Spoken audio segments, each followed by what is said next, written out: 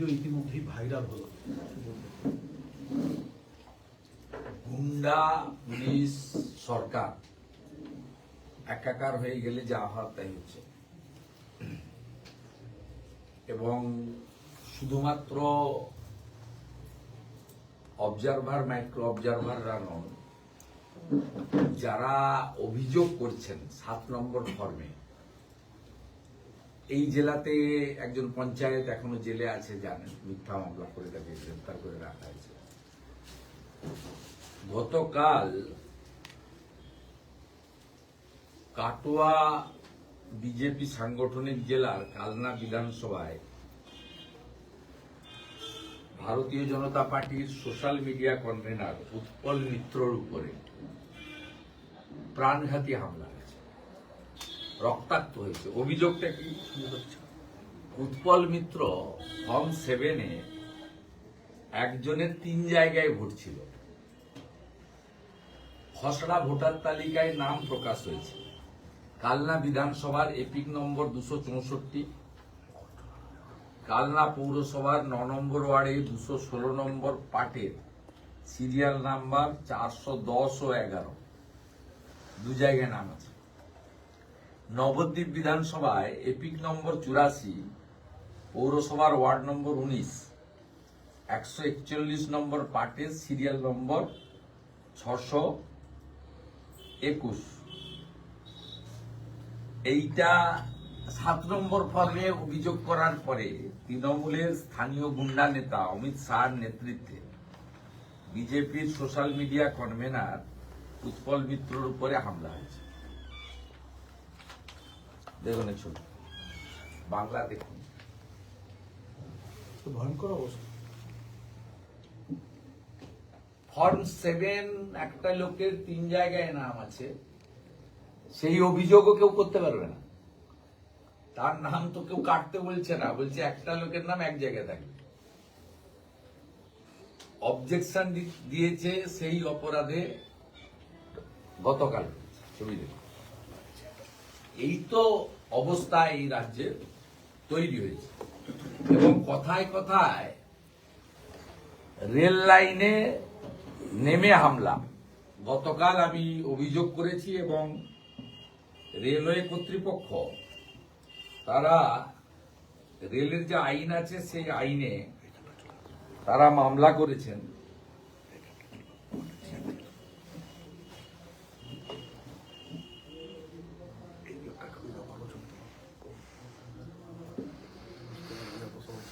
রেলের যে আইন আছে সেই আইনে তারা মামলা করেছেন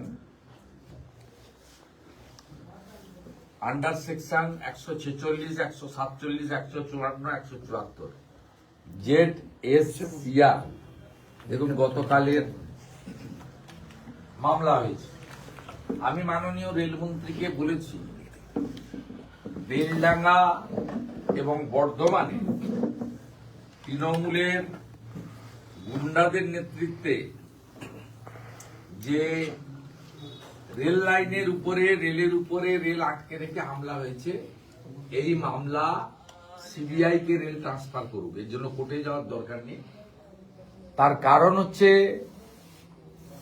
রেলওয়ে অথরিটি, এটা হচ্ছে জাতীয় সংস্থা, তারা এই মামলাগুলো সিবিআই কে ট্রান্সফার করুক, নইলে এই পিএফআই আর সিমি ব্যাকগ্রাউন্ড থেকে তৃণমূল কংগ্রেসের মুসলিম নেতারা যারা মূলত অ্যান্টি ন্যাশনাল কাজ করছেন, তারা এইভাবে সাধারণ মানুষ, ট্রেন যাত্রী, ট্রেন তাকে আটকাচ্ছে, সরকারি সম্পত্তি নষ্ট করছে। এদের বিরুদ্ধে দৃষ্টান্তমূলক ব্যবস্থা গ্রহণ করা দরকার আছে। তো রেল অথরিটি অনেকদিন পরে কালকে নড়ে চড়ে বসেছেন, বাকি কাজটাও করাতে হবে, দাবি এটা আমাদের। 2019 সাল থেকে পশ্চিমবঙ্গে রেল লাইন, রেল স্টেশন এবং রেল এদের টার্গেট। কখনো সিএএ বিরোধিতার আন্দোলন, কখনো ওয়াকফ অ্যামেন্ডমেন্ট বিলের বিরোধিতার আন্দোলন, এখন এসআইআর এর বিরুদ্ধে আন্দোলন, এইসব করে এরা মালদা জেলার শামসিতে রেল লাইন উপড়েছিল, বেলনাগা রেজিনগরের স্টেশন জ্বালিয়েছিল, একটা পুরো ট্রেনকে জ্বালিয়ে দিয়েছিল হাজারদুয়ারি, জিয়াগঞ্জ, আজিমগঞ্জে। এবং গত কয়েকদিন ধরে বেলডাঙ্গা থেকে কাল বর্ধমান পর্যন্ত এরা যেটা করছে, এদের বিরুদ্ধে রাষ্ট্রকে ব্যবস্থা নিতে হবে। এবং আমি মাননীয় রেলমন্ত্রী এবং জিএম ইস্টার্ন দুজনের সঙ্গে কথা বলার পরে তারা প্রাথমিক ব্যবস্থা নিয়েছে, কিন্তু এই মামলা ট্রান্সফার করতে হবে সিবিআই কে, এটা আমাদের দাবি। দাদা, মেখলিগঞ্জে নাবালিকাকে যৌন নির্যাতনের অভিযোগ ঘিরে তুলকালাম, পুলিশের ওপরে হামলা চালানোর অভিযোগ উঠল একাংশের বিরুদ্ধে। পুলিশের উপর কে হামলা করেছে জানি না, কিন্তু এই রাজ্যে কোনো দিদি, বোন এবং কন্যা সুরক্ষিত নয়, এটা অনেকবার প্রমাণিত হয়েছে। সেই কারণে মুখ্যমন্ত্রী নিজে দুর্গাপুর আইকিউসিটি ঘটনার পরে দার্জিলিং এ বেড়াতে যাওয়ার সময় দমদম এয়ারপোর্টে দাঁড়িয়ে বলে গেছিলেন যে অত রাতে মেয়েরা রাস্তায় না বেরোনোই ভালো। তারও আগে মুখ্যমন্ত্রীর পরামর্শদাতা, হাতি পুষেছেন উনি, সাদা হাতি কিছু, আলাপন বন্দ্যোপাধ্যায় একটা নোটিফিকেশন করেছিলেন যে সন্ধ্যার পরে মেয়েরা কাজে যাবে না, ওয়ার্কিং আওয়ার বেঁধে দিয়েছিলেন। পরে সুপ্রিম কোর্টের কানমোলা খেয়ে সেটা প্রত্যাহার করা হয়েছে। একদিকে বলবো বাংলার মেয়েকে চাই, অন্যদিকে বলবো মেয়েরা সন্ধ্যার পরে বেরোবে না। এই যে অবস্থাটা পশ্চিমবঙ্গে হচ্ছে, এটা তো বাংলাদেশ, গ্রেটার বাংলাদেশ করার জন্যই পশ্চিমবঙ্গে এসব জিনিস হচ্ছে। যেমন পুরো বাংলাদেশে মহিলাদেরকে একদম তাদেরকে তার ন্যূনতম স্বাধীনতা পর্যন্ত কেড়ে নেওয়া হয়েছে, এবং সেখানে জামাতিরা তাদের যে সারিয়া কানুন, সেই কানুন অলরেডি সেখানে চালু করে দিয়েছে। আর তৃণমূল কংগ্রেসও সেই পথে পথে। তাই এখানে কোনো দিদি, বোন, কন্যা সুরক্ষিত নয়। আগামী বিধানসভা নির্বাচনে নারী সুরক্ষা এই রাজ্যের অন্যতম বড় ইস্যু। অভয়ার ঘটনা থেকে শুরু করে, তামান্না থেকে শুরু করে, লাস্ট দুর্গাপুর আইকিউসিটি, এবং প্রত্যেক দিন যা যা ঘটছে, মানুষ বীতশ্রদ্ধ, মহিলারা আতঙ্কিত, ভীত, সন্ত্রস্ত। অমর্ত্য সেন বলছেন যে এসআইআর পদ্ধতিতে যেভাবে চলছে বাংলায়, তা নিয়ে তিনি ক্ষুব্ধ এবং দীর্ঘ প্রতিক্রিয়া বলছেন যে এটা কখনোই কাম্য নয়। গ্রামীণ ভারতীয়দের কাছ থেকে যেসব নথি চাওয়া হচ্ছে তার অনেকটাই না থাকা খুবই সাধারণ ব্যাপার। আমিও গ্রামীণ এলাকায় জন্মেছি, এসআইআর নাম করে হয়রানি হচ্ছে, অমর্ত্য সেন বলছে। উনি সব সময় এসব কথাবার্তা বলেন, ওনার কথার বেশি উত্তর দেওয়ার কোনো কন্ট্রিবিউশন নেই। পশ্চিমবাংলায় একটা শিক্ষিত যুবককে উনি কর্মসংস্থান করে দিয়েছেন, কোনো গরিব মানুষের পাশে দাঁড়িয়েছেন, এরকম কোনো উদাহরণ নেই। যাদের কন্ট্রিবিউশন নেই বাংলাকে এগিয়ে নিয়ে যাওয়ার ক্ষেত্রে বাংলার মানুষের প্রতি, তাদের এসব কথার উত্তর দেওয়া হবে না। 8 বার এসআইআর হয়েছে, মানুষ সহযোগিতা করেছে, এবারেও হ্যাঁ, কিছু মানুষকে তাদের নামের ভুলের জন্য ডাকা হচ্ছে, এর জন্য দায়ী পশ্চিমবঙ্গ সরকার। ইলেকশন কমিশনের কোনো লোক নেই, 90,000 বিএলও দিয়েছে পশ্চিমবঙ্গ সরকার। Mamata Banerjee 1000 data entry operator দেয়নি, তাই নামের ভুল হয়েছে, এর জন্য দায়ী পশ্চিমবঙ্গ সরকার। আর ইলেকশন কমিশন নাম ভুল রেখে তো করবে না, ওই জন্য 85 বছর ঊর্ধ্বদের বলেছে আসতে না, যারা দিব্যাঙ্গ, যারা অসুস্থ বলেছে বাড়িতে ডেকে নিয়ে করতে, যারা শিক্ষা কর্মসূত্রে বিদেশে আছে, অন্য রাজ্যে আছে, তাদের বাড়ির প্রতিনিধিকে অ্যালাউ করে দিয়েছে। ইলেকশন কমিশন চা বাগানের শ্রমিকদের ক্ষেত্রে অনেক জিনিস করে দিয়েছে, আদিবাসীদের ক্ষেত্রে অনেক অর্ডার করেছে। ইলেকশন কমিশন তার আইনের মধ্যে করেছে, কিন্তু যত বানান ভুল হয়েছে তার জন্য দায়ী পশ্চিমবঙ্গ সরকার এবং তার প্রশাসন। ইলেকশন কমিশনের কোনো প্রতিনিধি নেই, বুথে যে লোকটা গেছে সে কে? বিএলওর তালিকা তৈরি করেছে কে? বিডিওরা, ডিএমরা, তারা কার অধীনে? তারা নবান্নর অধীনে। ডাটা এন্ট্রি অপারেটর বিহারে 1000 দিয়েছিল 4 মাসের জন্য, পশ্চিমবঙ্গে 1000 ডাটা এন্ট্রি অপারেটর চেয়েছে, ইলেকশন কমিশন দেয়নি, মুখ্যমন্ত্রী করতে দেননি, অর্থ দপ্তরকে অনুমোদন দিতে দেননি। আটকে রেখেছে। তাই এই সাধারণ মানুষের যেটুকু ভোগান্তি হচ্ছে এর জন্য দায়ী পশ্চিমবঙ্গ সরকার, তৃণমূল কংগ্রেসের প্রশাসন এবং মুখ্যমন্ত্রীর বাধা দান। এই কারণেই হয়েছে, অন্য কোনো কারণ নেই। রানীচকে আজকে সমবায় ভোট হচ্ছে, কিন্তু দেখা গেল গতকাল রাত্রিবেলায় সেখানে সংঘর্ষের মতন ঘটনা করলো এবং বেশ কয়েকজন শুনুন, সমবায় ভোট সবাই ভোট দেয় না, অংশীদাররা ভোট দেয়। সমবায় ভোটে আমরা সমর্থিত প্রার্থী দাঁড় করাই, ওরাও সমর্থিত প্রার্থী দাঁড় করান বা ইনভলভ হন পলিটিক্যাল লোক, সাধারণ ভোট নয়। নন্দীগ্রামে গত 15 মাসে মোট 33টা সমবায়ের ভোট হয়েছে। 29টাতে ভারতীয় জনতা পার্টির সমর্থিত রাষ্ট্রবাদী অংশীদাররা জিতেছে। তারা সমবায় এখানে জিতে তৈরি করেছে। শুধু তাই নয়, তমলুক ERDB'র নন্দীগ্রাম 1-2 ভোটেও ভারতীয় জনতা পার্টির সমর্থিত লোকেরা মেঘনাথ পালের নেতৃত্বে নির্বাচিত হয়েছে, ডাইরেক্টর হয়েছে। একটা সমবায়ের নির্বাচনে এই যে গুন্ডা কাজাহার, তার বাহিনী, সাইদ ইত্যাদিরা এটা শিডিউল কাস্ট পাড়া, হরিজন পাড়াতে রাত্রি 12:30-1টার সময় ঢুকবে কেন? প্রথমে মহিলাদের মেরেছে, সেখানকার মহিলারা পুরুষ এলাকার মানুষ সংঘবদ্ধ হয়ে তাদেরকেও উত্তম মধ্যম দিয়েছে। আত্মরক্ষার অধিকার প্রত্যেকে আছে। শীতের রাত্রি 12:30টার সময়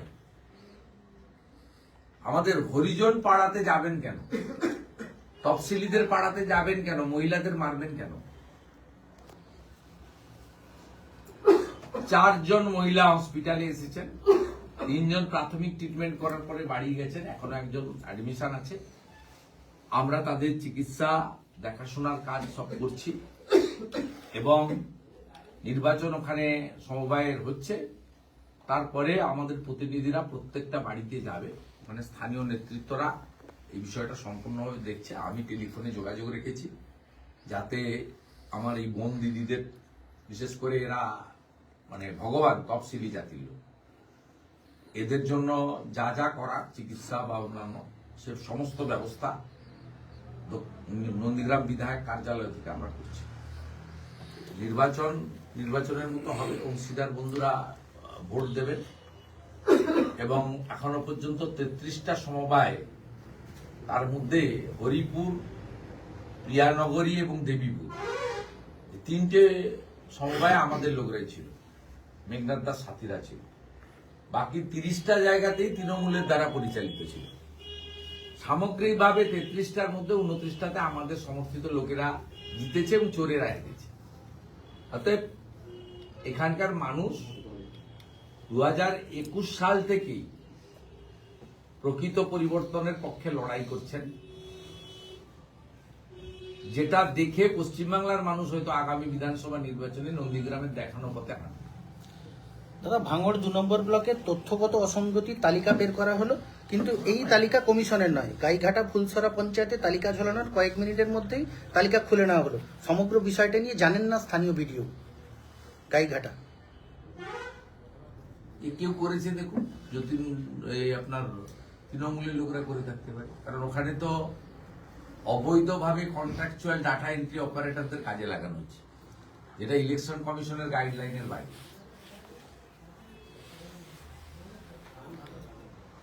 ছেড়ে দেন, আমি একটু ওনাদের সাথে কাজ করব।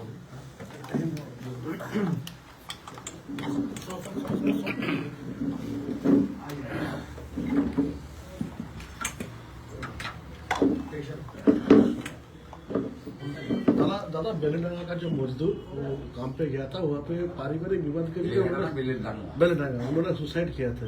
लेकिन ये जो बेलेडांगा में जो आग लगी है, वो जो हिंसा हुआ है, इसके हाथ में क्या है? कौन सा इंटरनेशनल फोर्स है?